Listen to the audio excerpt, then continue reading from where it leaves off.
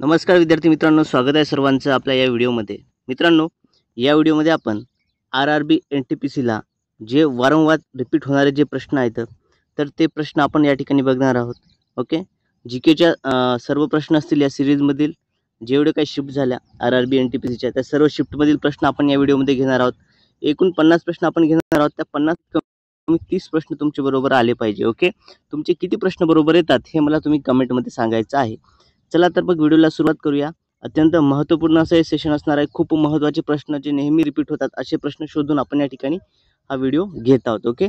नक्कीच तुम्हाला या व्हिडिओचा फायदा हा परीक्षेमध्ये होणार आहे. बघा, पहिला प्रश्न पहा आजच्या या सेशनमधील काय आहे. भारताच्या स्वातंत्र्य संग्रामातील पहिले युद्ध कोणते होते? बघा, भारतात जो स्वातंत्र्य संग्राम होता तर त्या स्वातंत्र्य संग्रामामधील पहिले युद्ध कोणते होते? 1942 ची चळवळ, 1857चा उठाव, 1930चा मिठाचा सत्याग्रह की 1920चं असहकार आंदोलन? तर विद्यार्थी मित्र, स्वातंत्र्य संग्रामातील पहिले युद्ध म्हटलेलं आहे. पहिलं युद्ध कोणतं आहे? 1857चा उठाव. ओके. कोणता आहे? 1857चा उठाव हे आपल्या या प्रश्नाचं योग्य असं उत्तर आहे. ओके. चला, यानंतर पुढचा प्रश्न पहा. पुढील प्रश्न आहे, छत्रपती शिवाजी महाराजांनी रायगड किल्ला राजधानी म्हणून केव्हा स्वीकारला? बघा, रायगड किल्ल्याला आपली राजधानी म्हणून कधी स्वीकार झाला? 1660, 1662, 1674 की 1670? तर ऑप्शन नंबर सी 1674 मध्ये छत्रपती शिवाजी महाराजांनी रायगड किल्ला आपले राजधानी म्हणून स्वीकारला. ओके. बघा, स्वराज्याच्या 2 राजधान्या होत्या. एक आहे रायगड आणि पहिली राजधानी म्हटलं तर पहिली होती राजगड. ओके. पहिली राजधानी काय होती? पहिली राजधानी होती या ठिकाणी राजगड. विद्यार्थी मित्र, राजगड. ओके. चला, यानंतर पुढील प्रश्न बघा. कोणत्या ब्रिटिश गव्हर्नर जनरल यांनी कायमधारा ही जमीन महसूल पद्धत लागू केली? बघा, कायमधारा जमीन महसुलीच्या 3 पद्धती ब्रिटिशांनी लागू केल्या होत्या. ओके. बघा, एक म्हणजे कायमधारा, दुसरी आहे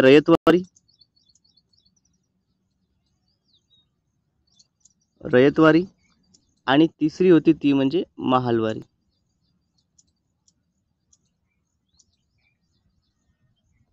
या 3 पद्धती ब्रिटिशांनी लागू केल्या होत्या. मग कायमधारा कोणी लागू केली होती? तर कायमधारा ही पद्धती लॉर्ड कॉर्नवालिस या ब्रिटिश गव्हर्नर जनरलने लागू केली होती. ओके. लॉर्ड कॉर्नवालिस यांनी. क्लिअर आहे सर्वांना? रयतवारी जी आहे ती या ठिकाणी मुनरो आणि महालवारी हार्डिंग्स. ओके. चला, बघा, या स्वरूपाचे प्रश्न आपल्याला विचारले जातात. पुढचा प्रश्न बघा, बंगालची फाळणी कोणत्या वर्षी झाली? ओके. बंगालची फाळणी कोणत्या वर्षी झाली? 1905, 1911, 1909 की 1985? तर बंगालची फाळणी जी आहे ही 1905 मध्ये झाली होती. ओके. बघा, 1905 मध्ये बंगालची फाळणी झाली. ओके. कोणी केली? कोणता गव्हर्नर जनरल होता? तर लॉर्ड कर्झन. ओके. बंगालची फाळणी करणारा गव्हर्नर जनरल कोण होता असं विचारलं तर तो होता कर्झन. आणि 1911 मध्ये ती रद्द देखील झाली. 1911 मध्ये ती रद्द झाली आणि लॉर्ड हार्डिंग्स यांनी ती रद्द केली होती. ओके. चला, बघा, यानंतर पुढचा प्रश्न बघा. गांधीजींनी चंपारण्य सत्याग्रह कधी सुरू केला? बघा, चंपारण्य सत्याग्रह कधीचा आहे? 1919, 1915, 1917 की 1920? तर चंपारण्य हा जो सत्याग्रह आहे हा कधीचा विद्यार्थी मित्र? तर 1917चा चंपारण्य सत्याग्रह आहे. ओके. बघा, हे काय आहे? हा पहिला प्रयोग आहे असहकाराचा जो महात्मा गांधीजींनी केला होता. चंपारण्य सत्याग्रह कशाच्या कोणत्या पिकासंदर्भात होता? शेतकऱ्यांचा चंपारण्य तर नीळ पिकासंदर्भात हा होता. ओके. चला, याच्याबद्दल विस्तृत माहिती आपण एक आपल्या व्हिडिओमध्ये दिली आहे. याच्या अगोदरचा जो व्हिडिओ आपल्या चॅनलवरती आहे तिथे जाऊन तुम्ही बघायचा आहे. आणि तुमचे किती प्रश्न बरोबर येतात हे मला कमेंटमध्ये सांगायचं आहे. तसेच आपल्या चॅनलला सबस्क्राईब करायचं आहे, व्हिडिओला लाईक करायचं आहे आणि शेअर करायचं आहे. यानंतर पुढचा प्रश्न बघा. सुभाषचंद्र बोस यांनी स्थापन केलेली फौज कोणती होती? कोणती फौज? विद्यार्थी मित्रो, अगदी बेसिक क्वेश्चन आहे, सर्वांना याचं उत्तर यायलाच हवं. आझाद हिंद सेना. ओके. ऑप्शन ए या प्रश्नाचं उत्तर आहे आझाद हिंद सेना. ओके. बघा, सर्वप्रथम स्थापना कोणी केली होती? रास बिहारी बोस. ओके. संस्थापक कोण होते? तर रास बिहारी बोस. आणि कुठे होते हे? याचं मुख्यालय कुठे होतं? तर मुख्यालय होतं टोकियो, जपान येथे. ओके. टोकियो, जपान येथे याचं मुख्यालय होतं. पुढचा प्रश्न बघा. हिंदवी स्वराज्याचे शिल्पकार अशी उपाधी कोणास दिली जाते? बघा, हिंदवी स्वराज्याचे शिल्पकार अशी उपाधी कोणास दिली जाते? तर छत्रपती शिवाजी महाराज हे आपल्या प्रश्नांचं योग्य असं उत्तर आहे. यानंतर पुढचा प्रश्न बघा. पहिला स्वातंत्र्य सैनिक कोण होता? बघा, पहिला स्वातंत्र्य सैनिक म्हटलेला आहे. आता पहिले स्वातंत्र्य युद्ध कोणते? आपले 1857चा उठाव. मग आता याच्या संदर्भीचा आहे तर पहिला स्वातंत्र्य सैनिक ओके कोण होता? त्यावेळी होता विद्यार्थी मित्र या ठिकाणी मंगल पांडे. ओके, मंगल पांडे हा पहिला स्वातंत्र्य सैनिक होता या ठिकाणी. आणि वासुदेव बळवंत फडके यांना आद्य क्रांतिकारक म्हणतात. ओके, वासुदेव बळवंत फडके यांना आद्य क्रांतिकारक. बघा, मंगल पांडे यांनी काय तर बराकपूर येथील जी छावणी होती, ओके, बराकपूर छावणीमध्ये यांनी ह्या स्वातंत्र्य चळवळीचा जो होतो आपलं 1857चा उठाव जो होता त्याचा भडका त्या ठिकाणी उडाला होता. यांनी त्या ठिकाणी बराकपूर या छावणीमध्ये ह्युसन आणि बाग या दोन इंग्रज अधिकाऱ्यांची हत्या केली होती. ओके, वध त्या ठिकाणी त्याचा केला होता. पुढचा प्रश्न बघा. पुढील प्रश्न आहे, भारतीय संविधानाचे शिल्पकार कोण होते? भारतीय संविधानाचे शिल्पकार विचारलेला आहे. तर भारतीय संविधानाचे शिल्पकार डॉक्टर बाबासाहेब आंबेडकर हे होते. ओके, भारतीय संविधानाचे शिल्पकार कोण? डॉक्टर बाबासाहेब आंबेडकर. यानंतर स्वराज्य हा माझा जन्मसिद्ध हक्क आहे हे घोषवाक्य कोणी दिले आहे? स्वराज्य हा माझा जन्मसिद्ध हक्क आहे हे घोषवाक्य कोणाचे आहे? तर बाळ गंगाधर टिळक यांचं हे घोषवाक्य आहे. ओके, ऑप्शन सी या प्रश्नाचं उत्तर आहे. मित्रांनो, अजूनही देखील जर तुम्ही चॅनलला सबस्क्राईब केलं नसेल तर सर्वांनी चॅनलला सबस्क्राईब करायचं आहे आणि तुमचे किती प्रश्न बरोबर येतात ते कमेंटमध्ये सांगायचं आहे. स्वतंत्र भारताचे पहिले पंतप्रधान कोण झाले? बघा, स्वतंत्र भारताचे पहिले पंतप्रधान कोण झाले? तर पंडित जवाहरलालजी नेहरू हे स्वतंत्र भारताचे पहिले पंतप्रधान झाले आणि डॉक्टर राजेंद्र प्रसाद हे पहिले राष्ट्रपती झाले. ओके, दोन्ही संदर्भात या ठिकाणी लक्षात असू द्या. पहिले पंतप्रधान म्हटलं तर पंडित जवाहरलालजी नेहरू आणि पहिले राष्ट्रपती या ठिकाणी डॉक्टर राजेंद्र प्रसाद आणि सरदार पटेल हे पहिले गृहमंत्री आणि डॉक्टर बाबासाहेब आंबेडकर हे पहिले कायदा मंत्री होते. ओके, चला. यानंतर बघा, जालियनवाला बाग हत्याकांड कोणत्या वर्षी घडले? जालियनवाला बाग हत्याकांड हे कधी घडलं होतं? तर 1919 मध्ये. ओके, जालियनवाला बाग हत्याकांड 1919. जनरल डायर यांनी या ठिकाणी जालियनवाला बागेमध्ये जमलेला जो जनता होती त्या निशस्त्र जनतेवरती बेछूट गोळीबार त्या ठिकाणी केला आणि अनेक लोक त्याच्यामध्ये मृत्युमुखी पडले होते. ओके, चला, असं हे क्रूर असं हत्याकांड होतं जालियनवाला बाग हत्याकांड. त्यानंतर पुढचा प्रश्न बघा, भारतातील सर्वात लांब नदी कोणती आहे? भारतातील सर्वात लांब नदी विचारलेली आहे. बघा, यमुना, गंगा, गोदावरी की कृष्णा? भारतातील सर्वात लांब नदी म्हटलं तर गंगा. आणि गोदावरी ही जी आहे, जर महाराष्ट्रातील विचारलं तर गोदावरी. लक्षात असू द्या, महाराष्ट्रातील सर्वात लांब नदी कोणती आहे? तर गोदावरी. क्लिअर आहे सर्वांना?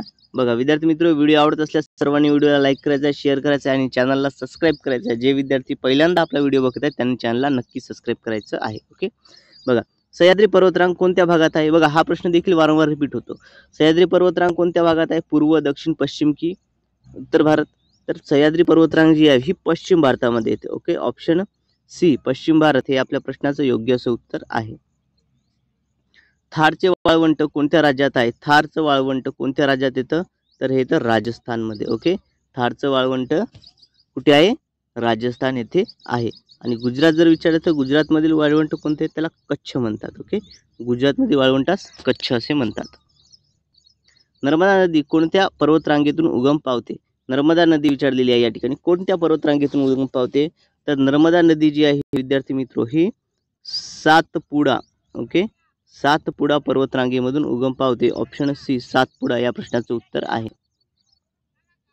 कोणते राज्य चहा उत्पादनात आघाडीवर आहे? बघा, देशामध्ये चहा उत्पादनासाठी आघाडीवर असणार राज्य कोणते आहे? तामिळनाडू, आसाम, कर्नाटक की उत्तराखंड? तर विद्यार्थी मित्र, ऑप्शन क्रमांक बी आसाम आपल्या या प्रश्नाचं योग्य असं उत्तर आहे. ओके, भारतात चहा उत्पादनासाठी आसाम हे राज्य आघाडीवर आहे. यानंतर बघा, कोणते सागरी बंदर ही भारताचे हृदयबिंदू मानले जाते? तर ते आहे विद्यार्थी मित्र मुंबई. कोणतं आहे? मुंबई हे सागरी जे बंदर आहे हे भारताचे हृदयबिंदू मानले जाते. ऑप्शन ए मुंबई या प्रश्नाचं योग्य असं उत्तर आहे. देशातील सर्वात उंच शिखर कोणते? बघा, देशातील सर्वात उंच शिखर कोणते हा प्रश्न आपल्याला खूप साऱ्या परीक्षेमध्ये वारंवार रिपीट होणारा दिसतो. हा प्रश्न IMP प्रश्न आहे. सर्वांनी हा लक्षात ठेवायचा आणि नोट डाऊन करून ठेवायचा आहे. ओके, भारतातील सर्वात उंच शिखर कोणते आहे? तर कांचनगंगा हे भारतातील सर्वात उंच शिखर आहे. ओके, देशातील कोणतं आहे? कांचनगंगा. यानंतर भारतातील सर्वात मोठे राज्य क्षेत्रफळानुसार सर्वात मोठे राज्य कोणते आहे? हा देखील प्रश्न रिपीट झालेला आहे. राजस्थान हे भारतातील क्षेत्रफळानुसार सर्वात मोठे राज्य आहे. त्यानंतर दुसऱ्या क्रमांकावरती येतं मध्य प्रदेश. ओके, आणि मध्य प्रदेश नंतर तिसरा क्रमांक लागतो आपल्या महाराष्ट्राचा. ओके, तिसऱ्या क्रमांकावरती आहे आपला महाराष्ट्र राज्य. कृष्णा नदीचा उगम कोठे होतो? बघा, कृष्णा नदी जी आहे कृष्णा नदीचा उगम कोठे होतो? त्र्यंबकेश्वर, महाबळेश्वर, पंचगंगा की नाशिक? तर कृष्णा नदीचा उगम जो आहे हा कुठे होतो? महाबळेश्वर. ऑप्शन बी महाबळेश्वर या प्रश्नाचं योग्य असं उत्तर आहे. कृष्णा नदीचा उगम महाबळेश्वर या ठिकाणी होतो. त्यानंतर सुंदरबन डेल्टा हे कोणत्या नद्यांमुळे बनले आहे? सुंदरबन डेल्टा हा जो प्रदेश आहे हा कोणत्या नद्यामुळे बनला आहे? गंगा, ब्रह्मपुत्रा, गोदावरी, कृष्णा, यमुना, सतलज की नर्मदा, तापी? बघा, सुंदरबन डेल्टा हा जो आहे हा गंगा आणि ब्रह्मपुत्रा नद्यांच्या संगमामुळे त्या ठिकाणी बनलेला आहे. ओके, कोणता? Sundarban delta. Okay, Sundarban delta. Sundarban delta म्हणजे काय या ठिकाणी आता म्हणता येईल आपल्याला? तर सुंदरबन हा काय? तर त्रिभुज प्रदेश आहे. ओके, काय आहे? त्रिभुज प्रदेश. ज्वालामुखी बेट. ओके, ज्वालामुखी बेट भारतात कुठे आहे? लक्षद्वीप, अंदमान, गुजरात की ओडिसा? तर ज्वालामुखी बेट भारतात कुठे आहे? जागृत ज्वालामुखी कुठे आहे? तर अंदमान या बेटावरती आहे. ओके, बघा विद्यार्थी मित्र, तुमचे किती प्रश्नांचे उत्तर बरोबर येतात हे तुम्हाला कमेंटमध्ये सांगायचं आहे. आणि जर अजूनही चॅनलला सबस्क्राईब केलं नसेल तर सर्वांनी चॅनलला सबस्क्राईब करायचं आहे. आणि या प्रश्नांची PDF जर तुम्हाला हवी असेल तर PDF आपल्या टेलिग्राम चॅनलवरती आहे, ज्याची लिंक मी या व्हिडिओच्या डिस्क्रिप्शन बॉक्समध्ये दिलेली आहे. टेलिग्राम चॅनलवरती जाऊन PDF तुम्ही डाउनलोड करू शकता. ओके, चला या ठिकाणी पुढचा प्रश्न बघा. सागरी किनारा पश्चिम कोणता सागरी किनारा हा पश्चिम भारतामध्ये आहे? ओके, पश्चिम भारतामध्ये असणारा सागरी किनारा कोणता आहे? तर विद्यार्थी मित्र, पश्चिम भारतामध्ये आहे Konkan. Okay, option C Konkan या प्रश्नाचं योग्य असं उत्तर आहे. यानंतर पुढचा प्रश्न बघा. भारताचे सध्याचे राष्ट्रपती कोण आहेत? आपले सध्याचे राष्ट्रपती कोण आहेत? रामनाथ कोविंद, द्रौपदी मुर्मू, प्रणव मुखर्जी, नरेंद्र मोदी? हा प्रश्न देखील रिपीटेड आहे. श्रीमती द्रौपदी मुर्मू या आपल्या सध्याच्या राष्ट्रपती आहेत. ओके, चला यानंतर बघा 2025 मध्ये ICC महिला विश्वचषक कोणत्या देशात होणार आहे? बघा 2025 मध्ये ICC महिला क्रिकेट विश्वचषक कोणत्या देशात होणार आहे? तर विद्यार्थी मित्र, ऑप्शन ए भारत हे आपल्या प्रश्नाचं योग्य असं उत्तर आहे. ओके, बघा आगामी जी स्पर्धा आहे ही कुठे होणार आहे? भारत येथे होणार आहे. ओके, बघा ही स्पर्धा विद्यार्थी मित्र या ठिकाणी सप्टेंबर 30 ओके 2025 मध्ये सुरू होणार आहे आणि ही 2 नोव्हेंबर पर्यंत फायनल असणार आहे. ओके, 2 नोव्हेंबरला हिचं जे आहे ही अंतिम सामना हा होणार आहे.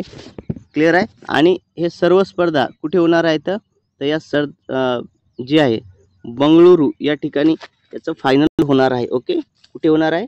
बंगळुरू या ठिकाणी याचं फायनल होणार आहे. लक्षात असू द्या. ओके,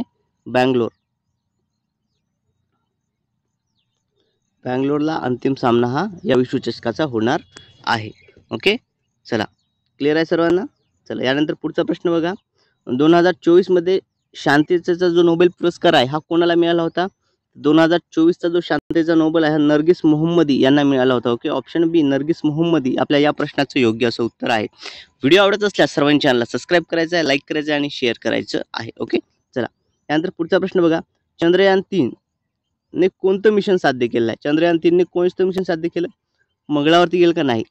तर याचं उत्तर आहे चंद्रावरती सॉफ्ट लँडिंग केलं आहे. ओके, चंद्रावरती सॉफ्ट लँडिंग हे मिशन या ठिकाणी चंद्रयान 3 ने साध्य केलं आहे.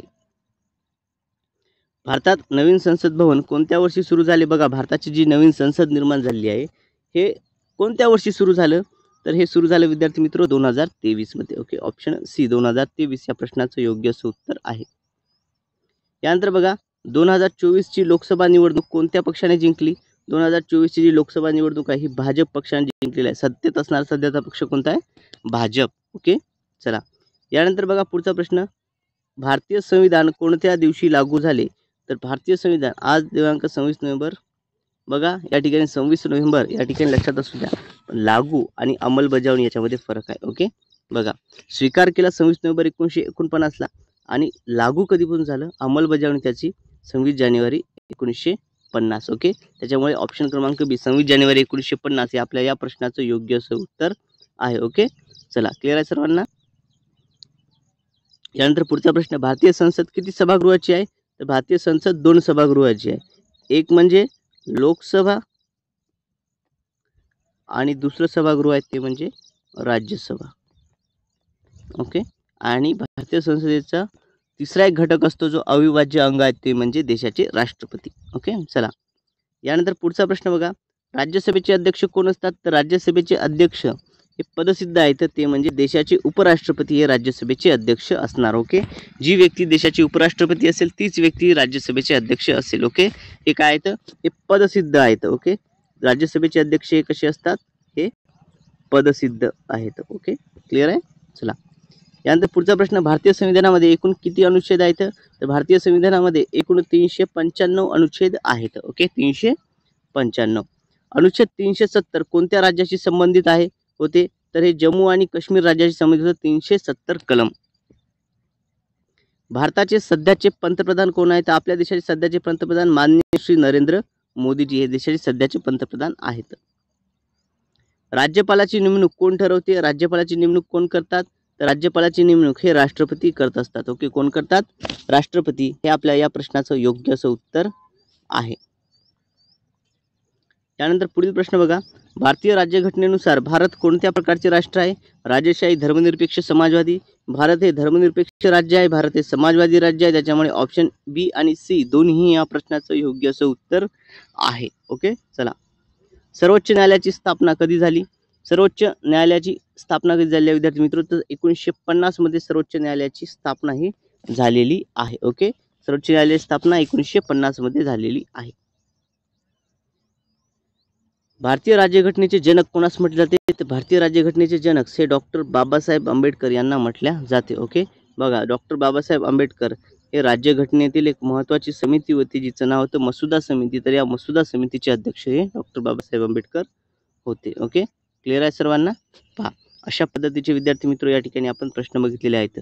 तुमचे किती प्रश्न बरोबर आले हे तुम्ही मला कॉमेंट करून सांगायचं आहे. ओके, तुमचे प्रश्न किती बरोबर आले हे मला कॉमेंटमध्ये तुम्ही सांगायचं आहे. ओके, बघा, आणि अजूनही जर तुम्ही चॅनलला सबस्क्राईब केलं नसेल तर सर्वांनी चॅनलला सबस्क्राईब करायचं आहे, व्हिडिओला लाईक करायचं आहे. ओके, आणि शेअर करायला विसरायचं नाही आहे. ओके, चला मित्रांनो, या व्हिडिओमध्ये एवढंच. भेटूयात पुढच्या व्हिडिओमध्ये. Thank you so much.